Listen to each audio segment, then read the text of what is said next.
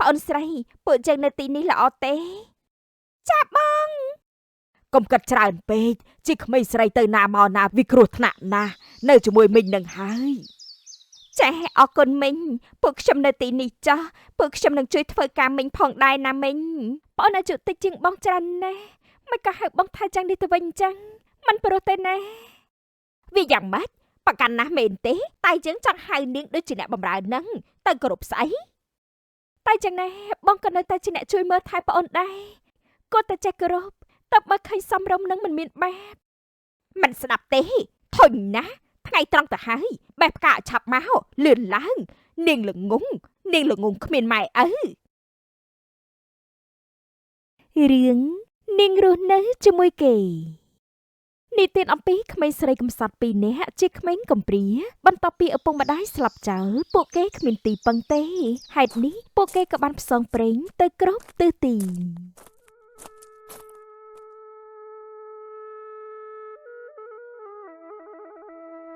ប្អូនស្រីពួកយើងមកទីនេះមកជាមានផ្លែឈើច្រើនណាស់ហើយចាំសិនណាបងដើររកដំបៀតសិនចាបងបានចឹងខ្ញុំបោះកន្លែងសម្រាប់សិនណាចា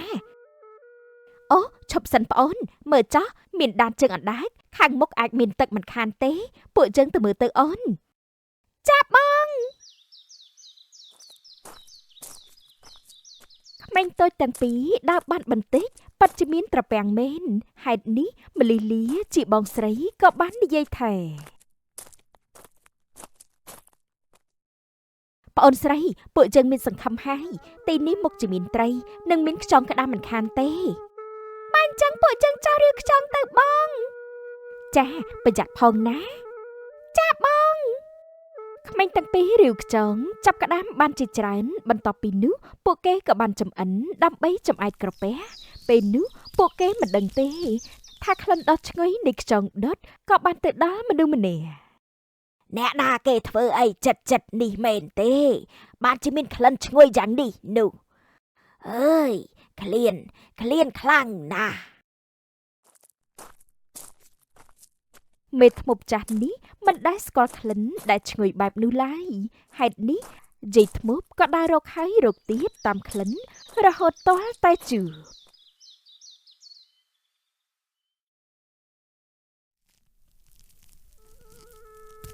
គឺពួកឯងសោះណែក្មេងតើពួកឯងធ្វើអីបានជជែកក្លិនដល់យើងស្រក់ទឹកមាត់បែបនេះលោកជ័យជាអ្នកណាលោកជ័យហត់ណាស់មែនទេមកពិសាជាមួយពួកយើងមកបាត់ហើយយើងមិនដែលស្រង់ក្លិនដល់ឈ្ងុយបែបនេះទេឲ្យយើងខ្លះមកបាត់ណាស់ជ័យពិសាខ្យងដុតនេះចោះវាមកជាមានជាតិណាស់ហើយមេធ្មប់ចាស់ហូបអស់ហើយក៏បានថែមទៀតថែមរហូតតតែអស់គ្មានសល់ឆ្ងាញ់ណាស់ពិតជាឆ្ងាញ់មែនទេមើលចោះនេះពួកឯងពិតជាពូកែមែនណោះបើលោកយាយពិតជាចូលចិត្តចាំពួកខ្ញុំរងមកបន្ថែមទៀតចោះតែថាមិនចិត្តជប់ណាស់ទៅហើយលោកយាយអាចឲ្យពួកខ្ញុំសម្រាប់ផ្ទះលោកយាយបានទេពិតណាស់នៅរហូតក៏បានដែរពួកឯងចេះធ្វើម្ហូបចេះដាំស្លផងទៀតនៅបំរើយើងរហូតតែម្ដងទៅមិនបានទេពួកយើងត្រូវធ្វើដំណើរទៅទីប្រជុំជនមិនអាចរស់នៅក្នុងព្រៃបានទេ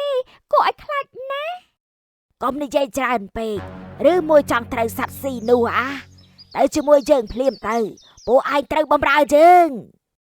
ចាលោកយាយតែបងស្រីលោកយាយនេះកាន់តែមើលកាន់តែគួរឲ្យខ្លាចណាស់កុំខ្លាចអីគាត់គ្រាន់តែបន្លាចទេព្រឹកស្អែកសឹមពួកយើងបន្តដំណើរទៅមុខទៀតចានៅខ្សឹបខ្សៀវគ្នាដល់ណាទៀតឆាប់មកតិចចោវាមកហែកស៊ីទៅនាងក្មេងៗរពើចាលោកយាយ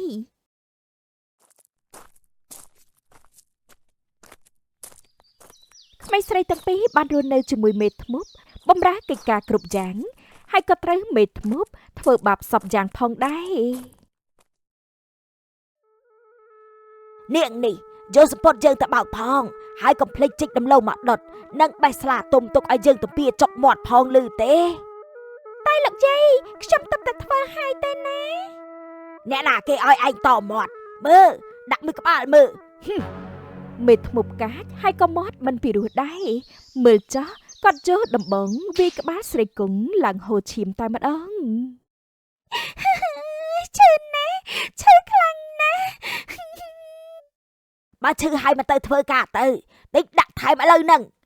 ចំណែកនាងក្មេងម្នាក់ទៀតមិនឃើញមកសោះចាំមើលតែមកដឹងតែឈើច្រត់ឡើងខ្នងហើយនាងចាខ្ញុំទៅហើយស្រីគង់ខ្លាចផងឈឺផងនិងយំផងរហូតទៅដល់មាត់ទៅ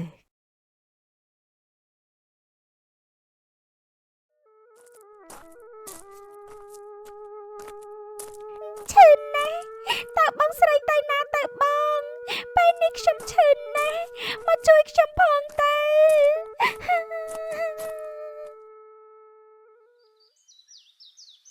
ក្នុងពេលនោះម្លីលាក៏បានមកដល់និងបាននិយាយថា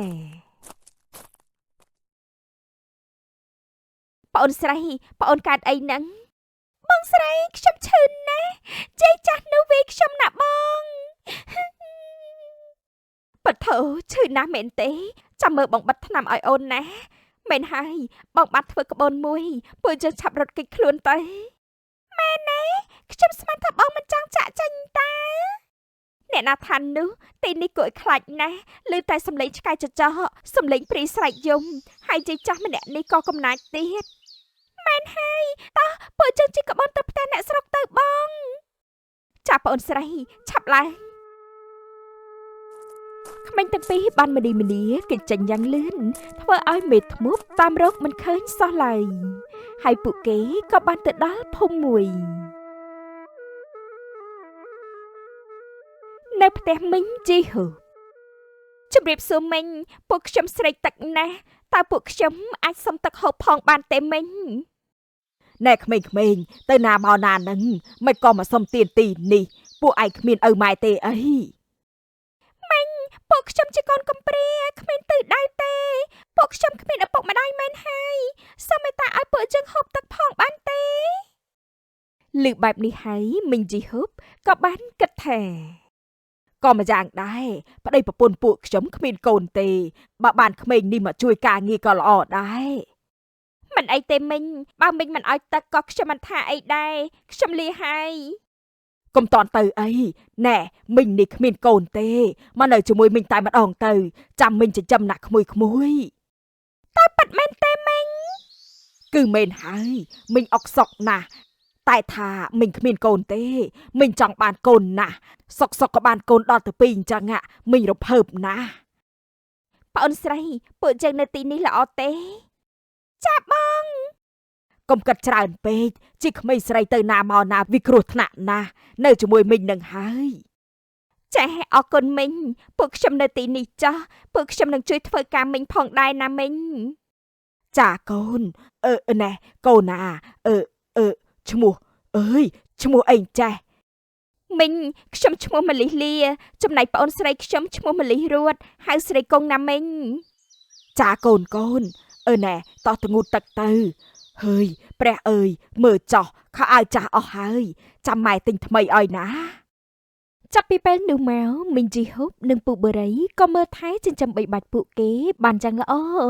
តែរឿងនេះហាក់មិនមានពេលយូរនោះទេពុកវាកាត់បែបណាទៅចិញ្ចឹមក្មេងដែលមិនមែនជាកូនដល់ទៅ2នាក់ឥឡូវនេះគ្រួសារយើងក្រខ្លាំងណាស់ខ្ញុំក៏គិតអញ្ចឹងដែរគិតបែបនេះល្អទេខ្ញុំគិតតែយកកូនស្រីច្បងនោះទៅលក់ចុះពួកយើងមកជាបានប្រាក់មិនខានទេព្រះអើយពុកវានេះពិតជាមានគំនិតល្អណាស់តែថាក្មេងៗនេះក៏ឆ្លាតដែរពុកវាមិនអាចលក់ងាយទេណាខ្ញុំនឹងហៅឈ្មួញមកហើយក៏ហក់ថាជាបងប្អូនជាដូនមួយនាងកូនច្បងនោះមុខជាព្រមទៅឯចំណែកនាងប្អូនក៏មិនខាត់ដែរអូបថោបធាងពុកវានេះសម្បូរគំនិតអាក្រក់ថោកទាបលេខ1តែម្ដងហើយម៉ែវាតើសើឬក៏ដៀលហ្នឹងអើយគឺដៀលអូយអត់ទេសរសើរនឹងណាពុកវាកាត់បែបនេះហើយពូបារីក៏បានហៅឈ្មួញម្នាក់មកដល់និងសម្ដែងទៅតាមគម្រោងរបស់គាត់ថាលោកប្អូនតើលោកប្អូនគិតបែបណាទៅវិញខ្ញុំក៏គ្មានកូនដែរហើយឲ្យម្នាក់ណាទៅនៅជាមួយខ្ញុំទៅគឺកូនម៉ាលីសលានេះហើយកូនម៉ាលីសលា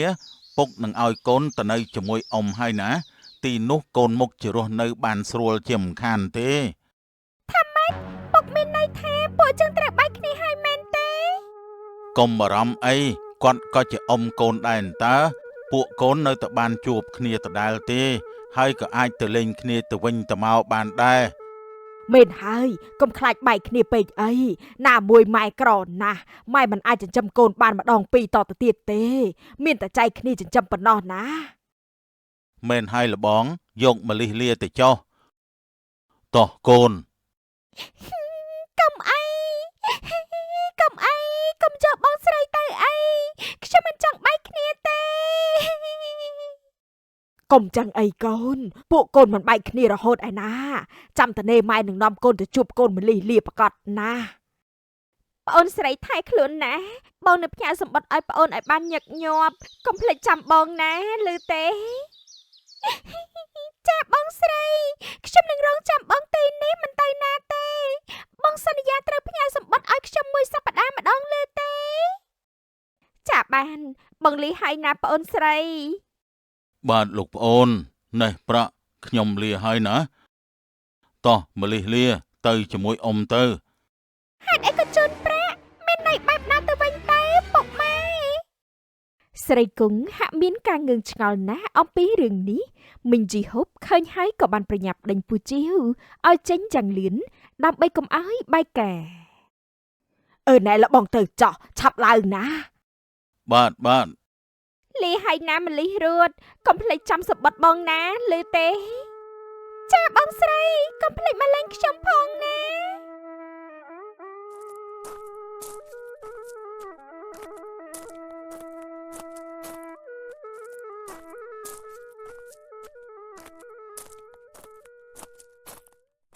គ្រាន់តែម្លិះលាចាក់ចេញទៅបាត់ពូជាវក៏បាននិយាយថា មិនដឹងជាយំស្អីទេវើយធុញណាស់ម៉ែវាខ្ញុំសុំទៅដេកហើយ ចាពុកវាណែមីក្មេងរំអួយទៅដាំបាយទឹកទៅឆាប់ឡើងយើងឃ្លានណាស់តែមិញខ្ញុំចង់មើលបងស្រីសិនមើលស្អីវាទៅបាត់ហើយឆាប់ទៅដាំបាយទៅតែមិញឆាប់ឡើងនៅត្រឹងដល់ណាទៀតហើយបើហិនស្រឹងកយើងណាស់កុំចង់ខ្ជិលឲ្យសោះនោះចាមិញវេលាចេះតែកន្លងទៅមីងជីហុបក៏កាន់តែស្អប់ស្រីគង់ម្យ៉ាងទៀតនៅពេលដែលគាត់មានផ្ទៃពោះនោះគាត់ក៏រ៉េបតែស្អប់នាងថែមទៀតផងហើយតើមីក្មេងនោះវាទៅណាចេះឯនេះជូរមាត់ចាញ់កូនសឹងអីទៅហើយបើបានក្តឹប7.7នោះមិនដឹងជាជាតិយ៉ាងណាទេមីងជីហុបស្រែកហៅស្រីគង់មុខក្រោយតែរកមិនឃើញទេដូច្នេះគាត់ក៏បានគិតថាហើយសង្ស័យតែទៅរងចាំសម្បត្តិពីបងវាទៀតហើយមើលទៅនោះមីក្មេងនេះមើលទៅបើមិនវាយបែកខ្នងវាទេណាវាមិនរងាប់ចិត្តទេនិយាយហើយមីងជីហុបក៏បានទាញរំពាត់ធំមួយសម្ដៅដើរទៅរកស្រីគង់តែម្ដងនៅចិត្តមាត់ព្រៃមួយបងស្រីតើបងទៅដល់ណាទៅពេល3ខែហើយមិនឃើញបងផ្ញើសម្បត្តិមកសោះខ្ញុំនឹកបងស្រីណាម្ដងនេះស្រីគង់រងចាំផ្លូវបំបីផ្សេងមួយទៀតហេតុនេះមីងជីហុបរកមិនឃើញនោះទេស្រីគង់ក៏ចេះតែរងចាំមិនទៅផ្ទះឡើយថ្ងៃនេះដូចជាគ្មានអ្នកដំណើរឆ្លងកាត់សោះចំណែកអ្នករត់សម្បត្តិវិញក៏មិនមកទៀតបើបែបនេះធ្វើមិននឹងបានទទួលសម្បត្តិពីបងស្រីទៅណោះអង្គុយចាំយ៉ាងយូរទីបំផុតក៏មានសម្រាប់ជើងមនុស្សម្នាក់បានដើរចូលមក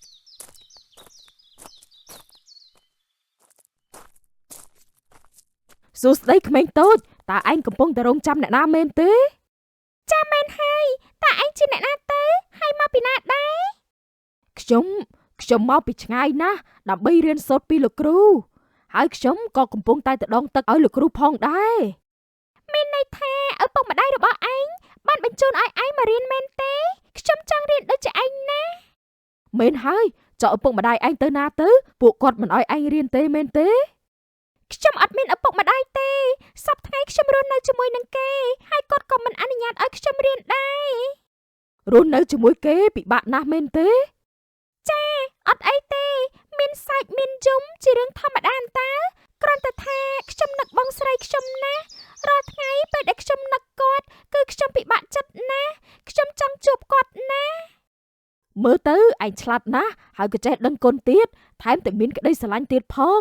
អូមែនហើយចិត្តថ្ងៃលិចទៅហើយពួកយើងទៅផ្ទះទៅអត់ទេខ្ញុំចង់ចាំសម្បត្តិបងស្រីខ្ញុំសិនតាមការសន្យានេះគឺជាថ្ងៃដែលខ្ញុំទទួលសម្បត្តិពីបងស្រីខ្ញុំហើយតែមេចិត្តយប់ហើយណាមិនអីទេខ្ញុំចាំតែមួយផ្លែទៀតប៉ុណ្ណោះមិនបានទេទីនេះមានចចកគិតអញ្ចេះចោះខ្ញុំដងទឹកឲ្យលោកគ្រូហើយសុំខ្ញុំមកវិញណាខ្ញុំចេះវិជាគុណចាំខ្ញុំការពារឯងចាអញ្ចឹងក៏បានខ្ញុំមកវិញឥឡូវហើយណាសំណាងបាត់ដងទឹកជូនលោកគ្រូហើយក៏មិនបង្អង់យូរគាត់ក៏បានវិលមកវិញភ្លាមតើឯងទទួលបានសម្បត្តិដែរទេអត់ទេពេលនេះខ្ញុំគិតថាទៅវិញហើយចាំខ្ញុំជូនឯងទៅចោះដើរបណ្ដើច្រៀងបណ្ដើដើម្បីកុំឲ្យខ្លាចខ្មោចណាចាអរគុណហើយ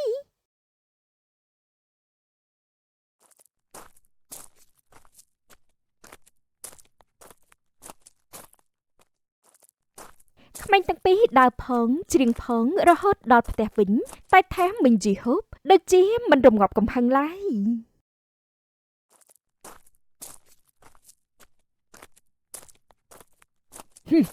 មកវិញហើយមែនទេមិនដឹងថាយើងនេះឃ្លានបាយទេអីហើយក៏ជូរមាត់ទៀតតើនាងឯងទៅណាទៅ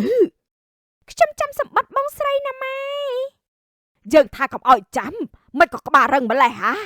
ថ្ងៃនេះបើមិនបែកខ្នងនោះកុំហៅយើងថាផ្កាជីហុបអសោះកុំអីមិញបើចង់វាយខ្ញុំមកចុះខ្ញុំអាចទ្រាំបានតែនាងជាស្រីនាងទ្រាំឈឺចាប់មិនបានទេនឹងអាចមានរបួសបានទៀតណា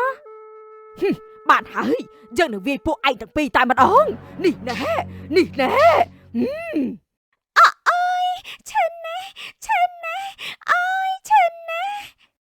វាតែខ្ញុំម្នាក់បានហើយម្យ៉ាងទៀតខ្ញុំនឹងយកភ័ស្តុតាងនេះទៅប្តឹងសាលាក្តីឲ្យចាប់មិញហើយអូយអើយថាម៉េចប្តឹងមែនទេអត់ទេហើយមិញជីហុបឮបែបនេះហើយភ័យណាស់ហេតុនេះគាត់ក៏បានឈប់វាយនិងរត់ចូលទៅក្នុងផ្ទះបាត់ទៅ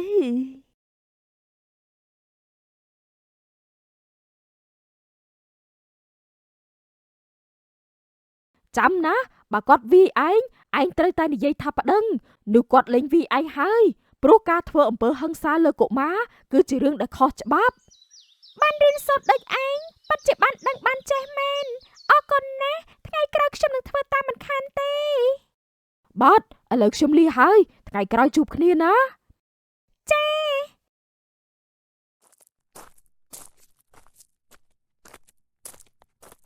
រយៈពេលកន្លងផុតទៅស្រីកុងក៏មិនដែលទទួលបានសម្បត្តិហើយក៏លែងបានជួបសំណាងទៀតដែរ10ឆ្នាំក្រោយមកណែនាងនេះជួយទៅបេះផ្កាកោបឲ្យយើងបន្តិចមកយើងចង់អប់ស្បែកបងអាយុតិចជាងបងច្រើនណាស់មិនក៏ហៅបងថាចឹងនេះទៅវិញចឹងមិនព្រោះទេណាវាយ៉ាងម៉េចប្រកាន់ណាស់មែនទេតែយើងចង់ហៅនាងដូចជាអ្នកបម្រើនឹងទៅគោរពស្អីតែចឹងណាបងក៏នៅតែជាអ្នកជួយមើលថែប្អូនដែរគាត់តែចេះគោរពតើបើឃើញសំរុំនឹងមិនមានបាបមិនស្ដាប់ទេធុញណាស់ថ្ងៃត្រង់ទៅហើយបេះផ្កាឆាប់មកលឿនឡើងនាងល្ងងគ្មានម៉ែឪចាប់បាន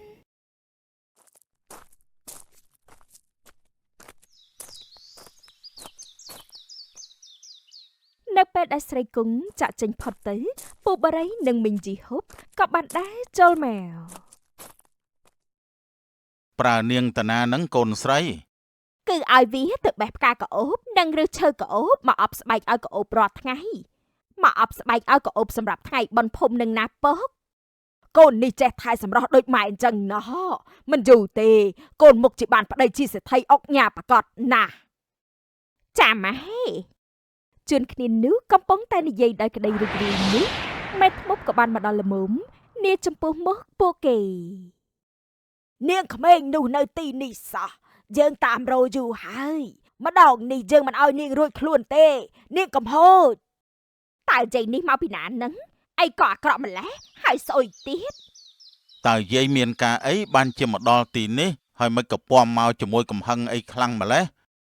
ទីនេះមិនមែនជាកន្លែងសុំទានទេនិយាយចេញឲ្យឆ្ងាយទៅមាត់ស្អុយហើយសណ្ដានអន់ទាំងវងតាមពិតមិនមែនជាម្លិះរួតម្លិះលាទេតែថាយើងក៏រមាស់ដៃដែរមាត់អាក្រក់នឹងទទួលបានរង្វាន់ទៅបានទទួលទៅមេធ្មប់ស្រាប់តែបញ្ចេញវីតាមីនដាក់ពួកគេបណ្ដាលឲ្យម្នាក់របួសជាខ្លាំង អាយ៉ូឈឺណាស់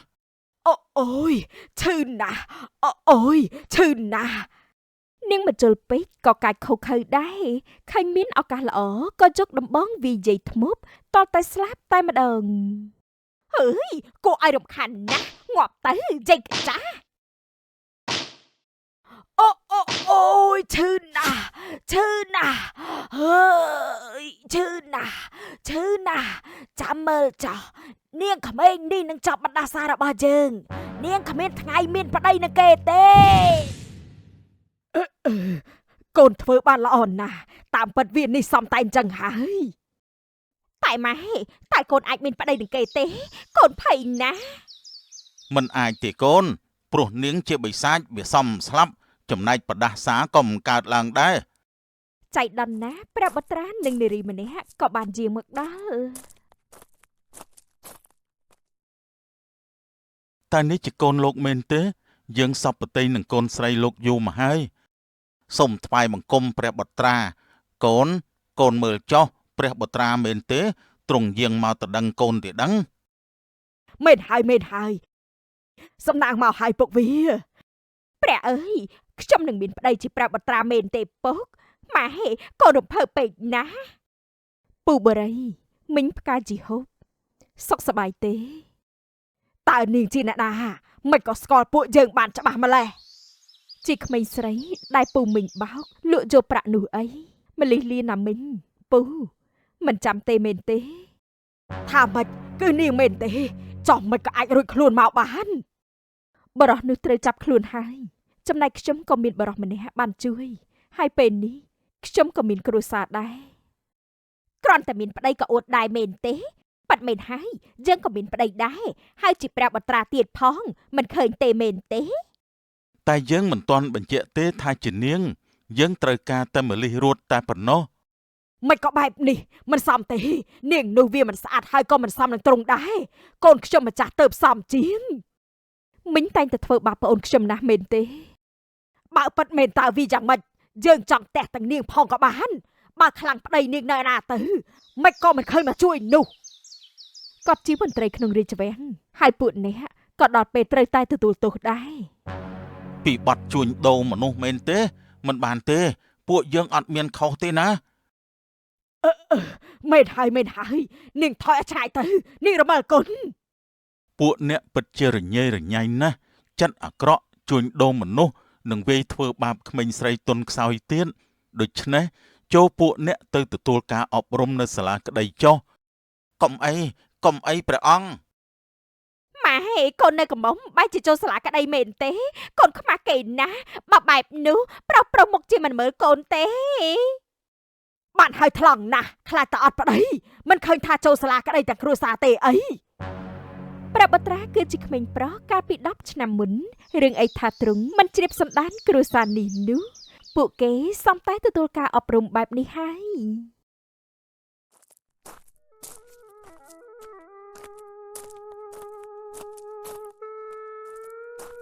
មានរឿងអីពួកអ្នកមកមានការអ្វីដែរទេ គឺបងមកទទួលអូនចូលរាជវាំងដើម្បីរៀបអភិសេកជាមួយនឹងបងនោះអី ប្អូនស្រីនេះគឺជាបងណាប្អូនមិនចាំបងទេមែនទេបងមកតាមសន្យាប្អូនហើយតើថាម៉េចគឺបងឯងគឺបងមែនទេខ្ញុំសប្បាយចិត្តណាស់ចំណែកនេះគឺជាក្មេងសំណាងនោះមែនទេព្រះអើយខ្ញុំរំភើបចិត្តណាស់ គ្រប់យ៉ាងពួកយើងលេងបែកគ្នាទៀតហើយណា ម្លីលីបានពលរៀបរាប់រឿងកាត់ឡើងទាំងអស់ចុងក្រោយបងប្អូនទាំងពីរក៏បានជួបគ្នាវិញចំណែកស្រីគង់ក៏បានរៀបអភិសេកនឹងព្រះបុត្រារស់នៅយ៉ាងសុខសាន្តតរៀងទៅនាងចំនាងក៏ឆ្ងាញ់ណាស់ដែរយើងមិនដែលដឹងតតែសោះ កុំនិយាយលឺពេក ក្រែងលោកសេដ្ឋីនេះលឺណាលោកប្រុស ពួកនាងជាមនុស្សចង្រៃជាធ្មប់ជាអាបយើងគ្មានហេតុផលអីត្រូវទុកនាងទាំងពីរទេ តាលោកសេដ្ឋីកំពុងតែនិយាយអ្វីហ្នឹង ណាស់ហើយចុះយល់ដល់យើងធ្លាប់ស្រឡាញ់ធ្លាប់អាណិតយើងមិនខឹងមិនស្អប់ទេពួកនាងឆាប់ចេញពីផ្ទះយើងទៅ រឿងសេដ្ឋីនេះស៊ីសាច់កូនខ្លួនឯងកាលពីព្រេងនាយមាននិទានមួយបាននិទានតគ្នាមកថាស្ត្រីម្នាក់មានងារជាសេដ្ឋីនេះតែគាត់បែរជាស៊ីសាច់កូនខ្លួនឯងទៅវិញនៅផ្ទះលោកសេដ្ឋី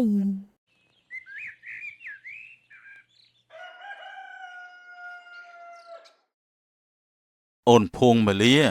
បងចង់ទៅមើលផ្សារក្នុងភូមិបន្តិចថាតើមានអីប្លែកឬក៏អត់តើអូនចង់ទៅជាមួយបងដែរទេ ចាបងអូនទៅជាមួយបងដែរណាព្រោះអូនក៏ដូចជាអុកសុកណាស់លោកបង បើអញ្ចឹងទៅជាមួយគ្នាតែម្ដងទៅនាងចំរៀបចំឲ្យសេដ្ឋីនេះផងទៅណា ចាលោកសេដ្ឋីខ្ញុំនឹងរៀបចំមិនឲ្យខកចិត្តទេ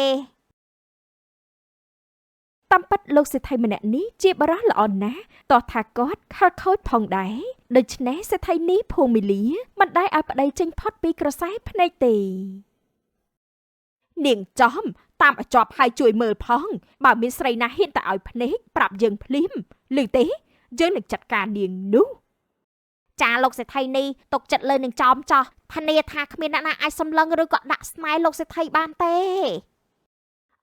បានហើយឆាប់មកចា យ៉ាងម៉េចទៅហើយអូនភួងមាលាមិនក៏យូរម្ល៉េះ ចាលោកបងខ្ញុំកំពុងតែទៅហើយ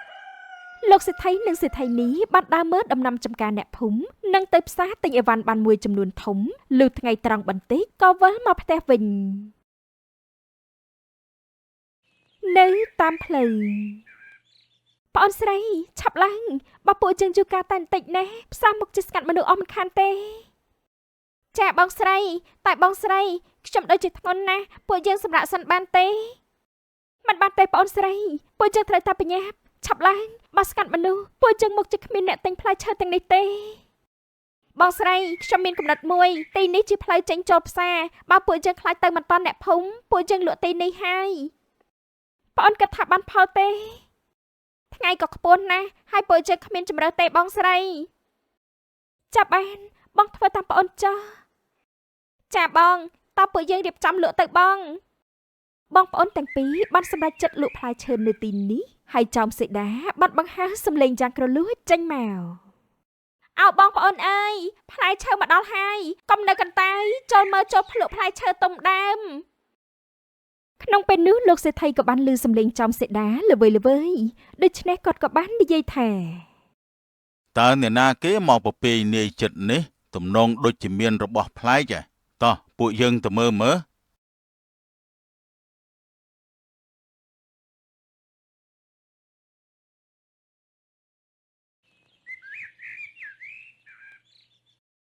លោកសេដ្ឋីគ្រាន់តែបានឃើញសម្រស់នាងទាំងពីរគាត់ក៏ញាប់ញ័របេះដូងនិងប៉ងចង់បានជាគូភ្លាមមួយរំពេ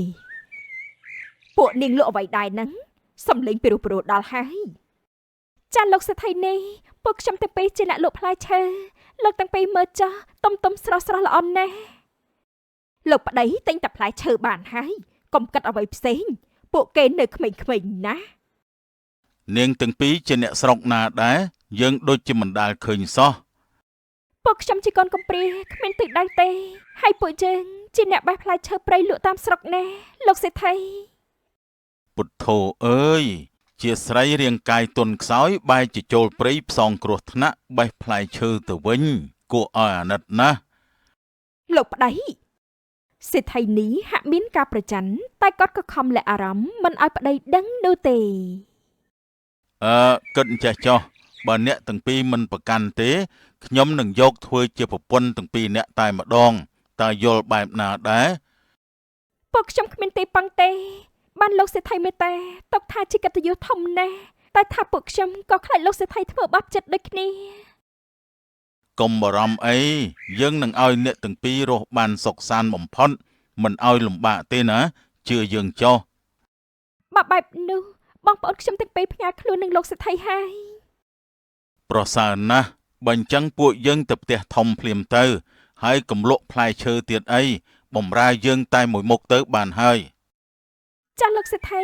អរគុណលោកហើយដែលមានក្តីមេត្តាសេដ្ឋីនេះភូមិលីវិញនៅមិនស្ងប់ហាក់មានភ្លើងកំពុងតែឆេះថ្លើមសួតអញ្ចឹងតែគាត់គ្មានអ្វីធ្វើបានក្រៅពីទ្រាំនោះទេលោកសេដ្ឋីចាំមែនមិនកាត់ពីលោកសេដ្ឋីនេះសោះសេដ្ឋីនេះខ្ញុំមិនយល់សោះមិនក៏មិននិយាយអ្វីបែបនេះនិយាយអ្វីបាននោះវាគ្មានប្រយោជន៍ទេបើយើងប្រតិកម្មលោកប្តីខឹងយើងរួចក៏ដកយើងទៅធ្វើអ្នកដបាញ់នោះតើគិតយ៉ាងម៉េចទៅមានន័យថាលោកសេដ្ឋីនេះចង់បដ ாய் បែបនេះមែនទេ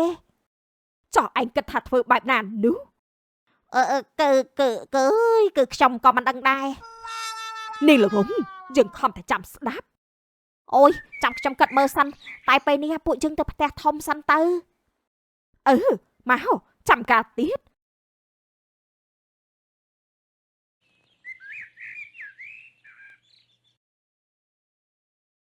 កន្លងទៅមួយរយៈសេដ្ឋីមិនដែលខ្វល់ពីសេដ្ឋីនីភូមិលាទេគាត់ស្រឡាញ់តែចោមឌឿងនិងចោមសេដាប៉ុណ្ណោះហើយទីបំផុតចោមឌឿងក៏មានផ្ទៃពោះមិនសមសោះមិនក៏វាមានកូនលឿនម្ល៉េះចំណែកយើងវិញបែរជាគ្មានកូនមួយគ្រាប់គួរឲ្យខឹងណាស់បើបែបនោះលោកសេដ្ឋីកាន់តែស្រឡាញ់នាងចោមឌឿងបន្ថែមទៀតមិនខានទេលោកសេដ្ឋីនេះរឿងនេះគឺបែបនោះហើយយើងពិតជាក្តៅចិត្តណាស់ហើយគិតបែបនេះល្អទេគិតបែបណាទៅនាងចំបានអោនខ្សឹបប្រាប់រឿងមួយដល់ភូមិលាហើយភ្លាមនោះពួកគេក៏បានបញ្ចេញសកម្មភាពតែម្ដងនៅបន្ទប់ចោមឌឿងប្អូនស្រីលើថាឯងមានផ្ទៃពោះហើយមែនទេចាខ្ញុំមានកូន3ខែហើយល្អណាស់ចូលរួមអបអរផងណាអូត្រូវហើយនេះជាថ្នាំរើសឈើម្យ៉ាងប្អូនយកហូបចោះវាបើកម្លាំងណាស់ចាប់បងស្រីអរគុណណាស់បងពិតជាមានទឹកចិត្តល្អមែនកុំគួសមអីចូលប្អូនហូបចោះចាប់បងស្រីល្បិចក្តៅស៊ីរះត្រជាក់ស៊ីជ្រៅរបស់សេដ្ឋីនីភូមិលាធ្វើឲ្យចោមឌឿងមិនសង្ស័យទេលុបប៉ុន្មានថ្ងៃក្រោយមកនោះនៅក្រៅសួនសុខភាពអូនយ៉ាងណាទៅហើយសុខភាពខ្ញុំល្អណាស់ហើយគ្រូពេទ្យក៏និយាយថាកូនជើងមកមួនទៀតផងបងស្រីបើក្មួយខ្ញុំកើតមកកាលណាខ្ញុំធានាថាធ្វើជាម៉ែដោះដ៏ល្អបំផុតមិនខានទេតែបងថាអូននឹងមានកូនឆាប់នេះដែរដល់ពេលនោះអូនមិនចាំបាច់ធ្វើម៉ែដោះទេគឺធ្វើជាម្ដាយបង្កើតតែម្ដងទៅណាលោកសេដ្ឋីខូចណាស់ប្រហែលជាជាតិថ្នាំពុលច្រាលឡើងម្ដងបន្តិចហើយមើលទៅក្នុងពេលនោះដែរស្រាប់តែចោមឌឿងចាប់ផ្ដើមចុកពោះជាខ្លាំងឈឺណាស់ចុកណាស់អូនកាត់អីហ្នឹងបងស្រីបងកាត់អីហ្នឹងលោកសេដ្ឋីមានឈាមច្រើនណាស់អូយឈឺណាស់អូនទ្រាំសិនទៅចាំបងទៅហៅពេទ្យមកឥឡូវនេះអូយឈឺណាស់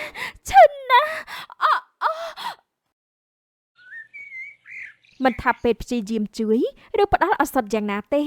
តែគ្រប់យ៉ាងសង្គ្រោះមិនបានឡើយទីបំផុតចោមឌឿងក៏បានរលូតកូនបាត់ទៅប្រសើរណាស់នាងចំល្បិចឯងល្អមែន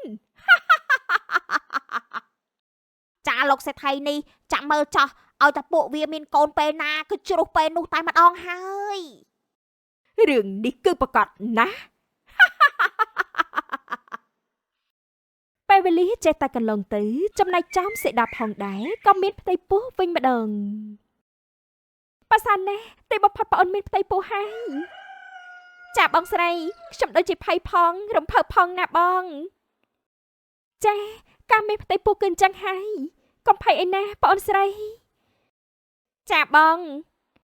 ចំសេដាដូចគ្នានៅសុកក៏ស្រាប់តែឈឺពោះនិងហូរឈាមជាច្រើនទៀតផងបងស្រីខ្ញុំឈឺណាស់អើយជួយផងព្រះអើយឈាមច្រើនណាស់ពេទ្យអែណាទៅមកជួយបងខ្ញុំផងទៅ ចាំសេដាដែលហេតុថាឈឺចាប់ពេកនាងក៏សន្លប់ទៅចំណែកគ្រូពេទ្យក៏ជួយសង្គ្រោះក្មេងក្នុងផ្ទៃមិនបាននោះទេបាត់ថោអីមិនក៏អញ្ចឹងទៅវិញនោះពេលវេលាកន្លងទៅម្ដងបន្តិចទាំងចោមឌួងចោមសេដាមានកូនលើកណាក៏រលូតដែរដូច្នេះចោមសេដាក៏កាត់ក្តីសង្ស័យមួយមិនមែនមួយលើកពីរលើកទេបងប្អូនស្រីពួកយើងតែងតែរលូតកូនជានិច្ចរឿងនេះដូចជាមានគេរៀបចំអញ្ចឹងតើបងគិតថាមានអ្នករៀបចំធ្វើបាបពួកយើងមែនទេចាមែនហើយពួកយើងគួរតែជម្រាបលោកសេដ្ឋីទៅបងស្របគ្នានោះដែរនាងចោមក៏បានស្ដាប់ឮនិងបានរត់ទៅប្រាប់សេដ្ឋីនីភងមីលីភ្លាមមិនបានទេបើវាសង្ស័យយើងត្រូវចាប់ផ្ដើមសកម្មភាពមុនទៅបានក្នុងពេលនោះភូមីលីក៏បានទៅរកលោកសេដ្ឋីនិងបញ្ចូលថាបងមានសង្ស័យទេប្អូនចោមឌួងនិងចោមសេដាមានកូនលើកណាក៏រលូតដែរតើពួកគេមានចេតនាបង្ករឿងចង្រៃដល់គ្រួសារទេដឹងមានកូនហើយរលូតបើមិនមែនជាស្រីចង្រៃក៏ជាអាប់ឬក៏ធ្មប់ស៊ីកូនខ្លួនឯងដែរណែនឹងចំកុំនិយាយផ្ដេសផ្ដាសតែពួកអូនក៏និយាយសំហេតុសំផលដែរនាងចំទៅហៅពួកគេមកចាលោកសេដ្ឋី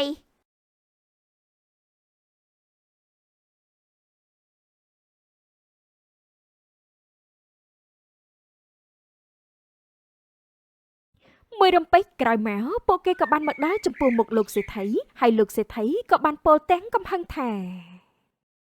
ពួកនាងជាស្រីដែលយើងរើសតាមផ្លូវជាមនុស្សខ្ចាត់ព្រាត់សំហេតុផលណាស់ថាជាស្រីចង្រៃនោះ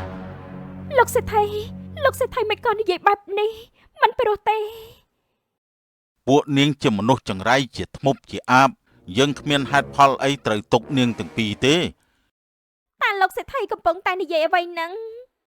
ណាហើយចុះយល់ដល់យើងធ្លាប់ស្រឡាញ់ធ្លាប់អាណិតយើងមិនខឹងមិនស្អប់ទេពួកនាងឆាប់ចេញពីផ្ទះយើងទៅប្អូនស្រីពួកយើងជាអ្នកមកពីឆ្ងាយគេចង់ឲ្យយើងទៅជាសិទ្ធិរបស់គេទេពួកយើងទៅវិញទៅចាបងស្រីអ្នកទាំងពីរហេតុថាឈឺចាប់ពេកក៏បានចាក់ចេញហើយពួកគេក៏មិននិយាយអ្វីច្រើននោះដែរលបងមើលចោះព្រោះដឹងថាខុសមួយម៉ាត់ក៏មិនវដែរអូយវាមិននឹងហ៊ានវទៅព្រោះពួកវាបានសាងកំហុសលើសេដ្ឋីធំពេកនោះអីភងមីលីវិញនោះដឹងថាបងប្អូនទាំងពីរចាក់ចេញក៏ដោយតែនាងមិនសុខចិត្តទេដូច្នេះនាងក៏បានតាមពួកគេទៅដល់កន្លែងមួយចុយសម្រាប់វាទៅតើលោកសេដ្ឋីនេះចង់បានអីទៀតមិនក៏មិនលើកលែងឲ្យពួកចឹងទៅយើងខ្លាចថាថ្ងៃណាមួយលោកសេដ្ឋីនឹងដឹកដល់ពួកនាងដូច្នេះមានតែសម្រាប់បំបិតមាត់ទេអ្នកនាងចិត្តអាក្រក់ណាស់អ្នកសម្រាប់កូនពួកយើងហើយចង់សម្រាប់ពួកយើងទៀត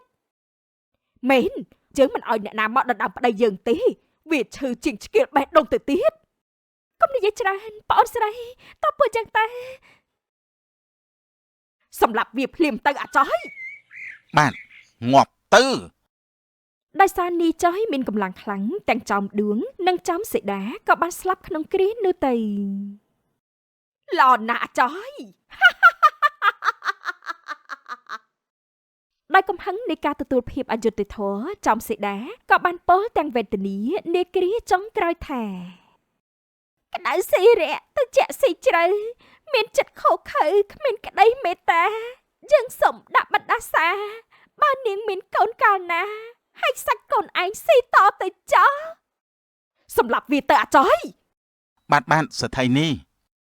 សេដ្ឋីនេះភួងមីលីសម្រាប់ការបំបិតមាត់នេះហើយគាត់ក៏បានវិលទៅផ្ទះវិញធ្វើដូចជាធម្មតាតែក្រោយពេលទៅដល់នោះនៅក្នុងបន្ទប់លោកសេដ្ឋីលោកប៉ាត់ជាបកាយមែនខ្ញុំពេញចិត្តណាស់នាងចំនាងក៏ឆ្ងាញ់ណាស់ដែរយើងមិនដែលដឹងតតែសោះកុំនិយាយលឺពេកក្រែងលោកសេដ្ឋីនេះលឺណាលោកប្រុសនាងចំនិយាយត្រូវហើយសេដ្ឋីនេះមីលីពិតជាបានលឺមែនគាត់ខឹងណាស់ឬក៏បានចូលទៅនិងបានស្រែកថា នាងចំនាងឯងមិនក៏ហ៊ានធ្វើបែបនេះអើយលោកសេដ្ឋីនេះខ្ញុំអើយខ្ញុំសុំទោសមែនទេតែនាងឯងស៊ីប្តីអញណា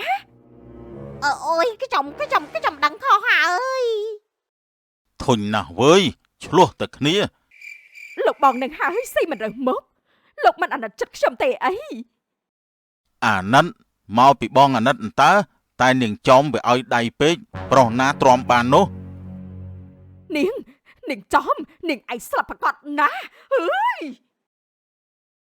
អូយលោកសេដ្ឋីមិនក៏គ្មានទំនួលខុសត្រូវបែបនេះលោកមិនសមជាប្រុសទេនាងឯងមិនដែរមកអញវីនាងឯងតតែងាប់អើយអូយឈឺណាស់លោកសេដ្ឋីជួយខ្ញុំផងលោកសេដ្ឋីបានដើរចេញទាំងមិនខ្វល់ឡើយចំណែកសេដ្ឋីនីភូមិលាវិញវិញនាងចំរហូតតតែនាងចំបានស្លាប់ក្នុងគ្រានោះទៅ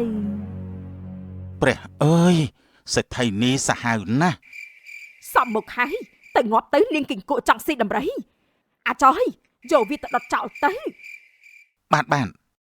តែបំផុតលោកសេដ្ឋីនីភូមិលាគ្មានអ្នកណាមកដណ្ដើមប្តីទេហើយចុងក្រោយនាងក៏មានផ្ទៃពោះដូចបំណងទីបំផុតអូនមានកូនហើយបងពិតជាសប្បាយចិត្តខ្លាំងណាស់ចាបងអូនក៏សប្បាយចិត្តដែរបងសុំទោសដែលបងក្បត់ចិត្តអូនកាលពីលើកមុនតែពេលនេះបងមិនធ្វើឲ្យអូនខូចចិត្តទៀតទេចាអូនអរគុណណាស់ណាបងលោកសេដ្ឋីធ្វើល្អដាក់ភួងមីលៀនណាហើយចុងក្រោយភួងមីលៀនក៏បានដល់ថ្ងៃសម្រាប់កូនផងដែរអូយឈឺណាស់លោកប្តីទៅណាហើយជួយអូនផងភូមិលីខំស្រែកហៅប្តីណាស់តែគ្មានអ្នកណាឮទេទីបំផុតនាងបង្កើតកូនតែម្នាក់ឯងរហូតបានសម្រេចព្រះអើយមិនក៏កូនខ្ញុំមើលទៅទំនងគួរឲ្យឆៃម្ល៉េះខ្ញុំត្រាំមិនបានទេបណ្ដាសាពិតជាកើតមានមែនភូមិលីឃើញថាមានឱកាសល្អគ្មានអ្នកនៅនាងក៏បានស៊ីកូនអស់គ្មានសល់ពិតជាឆ្ងាញ់ណាស់ក្នុងពេលនោះលោកសេដ្ឋីក៏បានចូលមកនិងបាននិយាយថា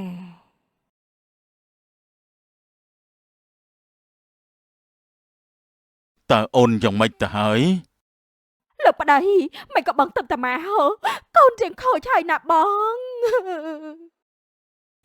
អូនថាម៉េចតើនេះជារឿងពិតទេចាមែនហើយបងអាចយកវាទៅកប់ហើយណាលោកបងពុទ្ធោអើយតើនេះជាកម្មអីទៅមិនក៏ខ្ញុំមិនអាចមានកូនសោះអញ្ចឹងនោះខ្ញុំពិបាកចិត្តណាស់បងពួកអញ្ចឹងនឹងមានកូនទៀតមិនខានទេអូនសម្រាកសិនទៅណាបងទៅយកថ្នាំឲ្យអូនផឹកចាបង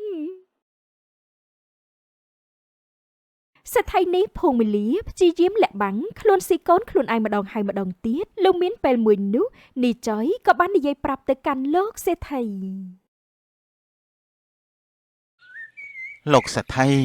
ខ្ញុំមិនអាចទ្រាំមើលលោកសេដ្ឋីពិបាកចិត្តរហូតបែបនេះទេតាមពិតទៅកូនលោកមិនបានខូចទេឯងថាម៉េច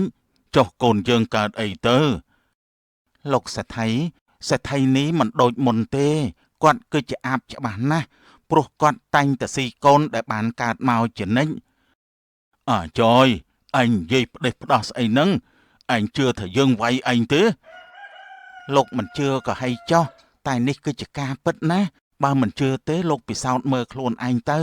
ខ្ញុំសុំលាលោកសេដ្ឋីសិនហើយ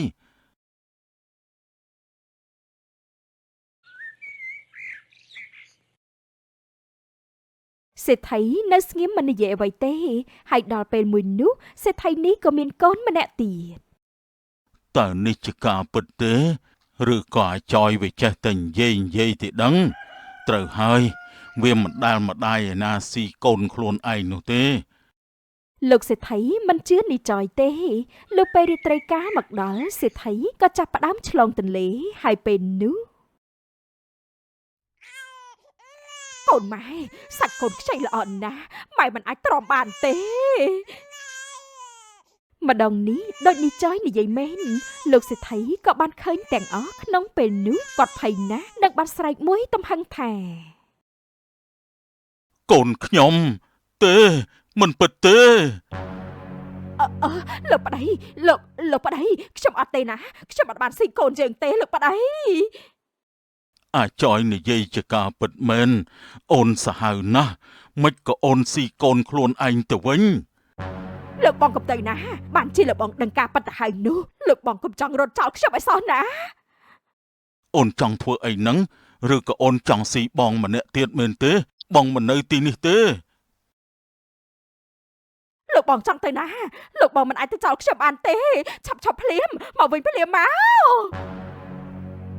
លោកសេដ្ឋីរត់ហើយរត់ទៀតគាត់មិនបកក្រោយទេព្រោះគាត់ខ្លាចថាខ្លួននឹងស្លាប់ដោយកូននោះដែរនៅចិត្តព្រៃមួយលោកបងមិនអាចទៅណាចោលអូនបានទេបើលោកបងចេះតែរត់នោះខ្ញុំនឹងកាច់កលោកបងហើយកុំអីយើងខ្លាចហើយលោកបងចង់ទៅរកស្រីណាចោលខ្ញុំទៀតហើយមែនទេអ្នកណាក៏ដោយឲ្យតែដណ្ដើមលោកបងនោះអ្នកនោះត្រូវតែងាប់ស្រាប់ពេលនោះព្រះសង្ឃមួយអង្គក៏បាននិមន្តមកដល់ផងដែរ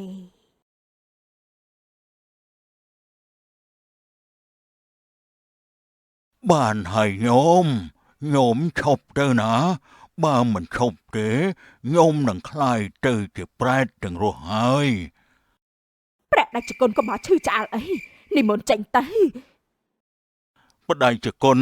មូលហេតុអីបានជាប្រពន្ធខ្ញុំកណាខ្លាយទៅជាបែបនេះ កម្មមិនចាំបាច់ជាតិក្រោយនោះទេសេដ្ឋីនេះបានសម្លាប់មនុស្សមិនដឹងអីអស់ច្រើនអ្នកណា តើនេះជាការពិតដែរទេដេចគុណ គឺជាការពិតណាស់នាងបានសម្លាប់កូនរបស់នាងចោមដួងនិងចោមសេដាទៀតផងហេតុនេះហើយបណ្ដាសាក៏ធ្វើឲ្យនាងស៊ីកូនខ្លួនឯងតែម្ដងទៅព្រះដេចគុណកុំចេះតែមានសង្ឃដីកាផ្ដេសផ្ដាស ញោមកុំសាងបាបទៀតអី រឿងនេះគឺដើមហេតុមកពីលោកបងសេដ្ឋីបើវាមិនក្បត់ខ្ញុំក៏ខ្ញុំមិនធ្វើបែបនេះដែរ ចិត្តច្រណែនចិត្តចង់ឈ្នះហួងហែងកើតជាកំហឹងសាងបាបរាប់មិនអស់ មិនស្ដាប់ទេងាប់ទៅ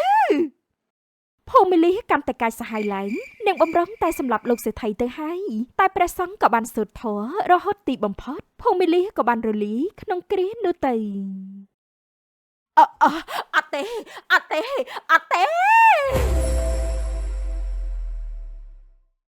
នេះគឺមកពីខ្ញុំកណាជាដើមហេតុបដិជគុណសូមបំពោះខ្ញុំកណាផងទៅ អាត្មាពិតជាអាចបំពោះឲ្យបានតែញោមត្រូវចាំទុកណាកម្មរត់គេចទៅណាក៏មិនផុតដែរ កណាយល់ហើយបដិជគុណ លុបលុនច្រណែនឫស្យាញៀនស្រីញៀនស្រាចុងក្រោយវិនិច្ឆ័យសូនបង